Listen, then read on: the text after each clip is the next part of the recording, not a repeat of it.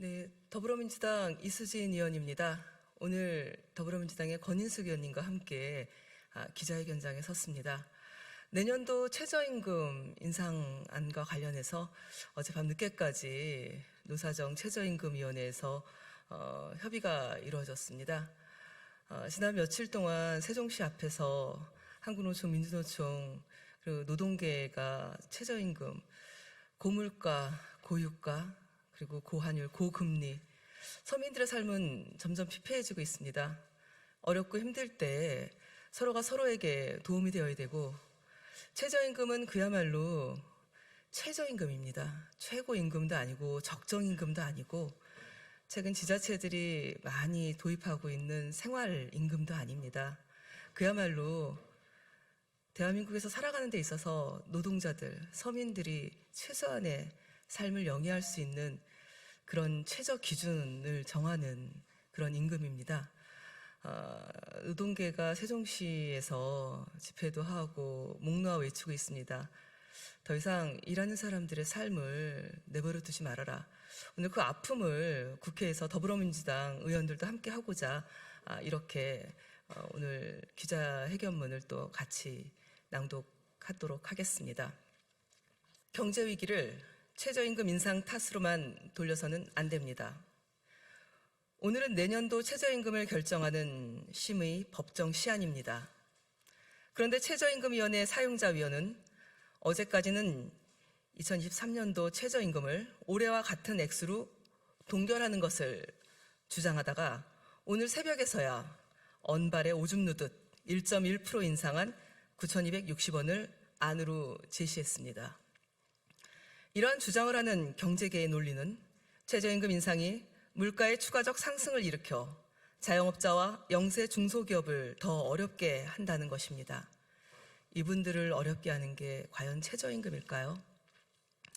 게다가 노골적으로 친기업 정부를 표방하고 있는 윤석열 정부의 추경호 경제부총리는 경총 간담회에서 과도한 임금 인상을 자제해야 한다며 사실상 최저임금위원회에 가이드라인을 제시하는 듯한 발언을 하여 빈축을 사고 있습니다. 하지만 지금의 경제 위기가 어디 최저임금 탓입니까? 러시아 우크라이나 전쟁, 고유가 문제 등 글로벌 복합 위기지 최저임금의 인상으로 인해 발생한 것이 아니지 않습니까? 그렇게 최저임금을 찔끔 인상한다고 해서 해결될 사안이 아닙니다. IMF 경제위기 때도 그렇지만 왜 매번 사회적 약자가 양보하고 희생해야 합니까? 그리고 위기를 극복하면 그 달콤한 열매는 소위 가진 사람들의 차지여야 합니까?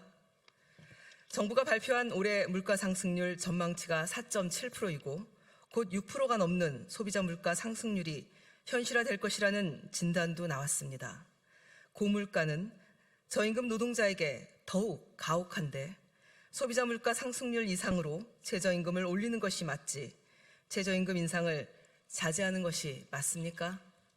최저임금제는 저임금 노동자의 생계 보호를 위해 국가가 임금 결정 과정에 개입해서 법으로 임금의 최저 수준을 정하고 사용자에게 이 수준 이상의 임금을 지급하도록 강제하는 제도입니다. 그렇게 최저임금제는 그 어떤 제도보다 저임금 노동자의 임금 개선 효과가 큰 제도이고 이를 통해 임금 격차 해소와 불평등 완화 등 사회적 순기능도 분명합니다. 그럼에도 윤석열 정부는 최저임금을 낮추기 위해 지역별, 업종별 차등 적용이라는 꼼수를 부리다가 최저임금위원회 전원회의에서 포결 끝에 업종별 차등 적용안이 부결되기도 했습니다. 표결에서 반대표를 행사한 다수의 전문가가 최저임금 차등 적용은 국민 갈라치기임을 인정한 것입니다. 윤석열 정부 첫 최저임금 결정이 임박했습니다. 경제 위기에 최저임금을 대폭 인상하는 것이 오히려 저임금 노동자의 생계를 보호하는 길이며 유효 수요를 불러일으켜 한국 경제가 저성장의 늪에 빠지지 않도록 하는 길입니다. 따라서 한국 경제의 체력을 회복하고 불평등과 양극화 문제 해결을 위해서는 최저임금의 대폭 인상이 불가피합니다. 윤석열 정부에 경고합니다. 민심이 천심입니다. 군주 민수, 민심의 바다는 배를 띄우기도 하지만 뒤집기도 합니다.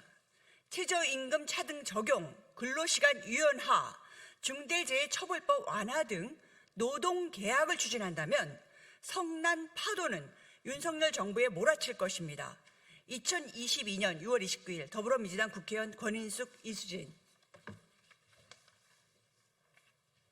네, 이상으로 기자회견을 마치겠습니다. 질문이 있으시면 바깥에서 받도록 하겠습니다. 고맙습니다.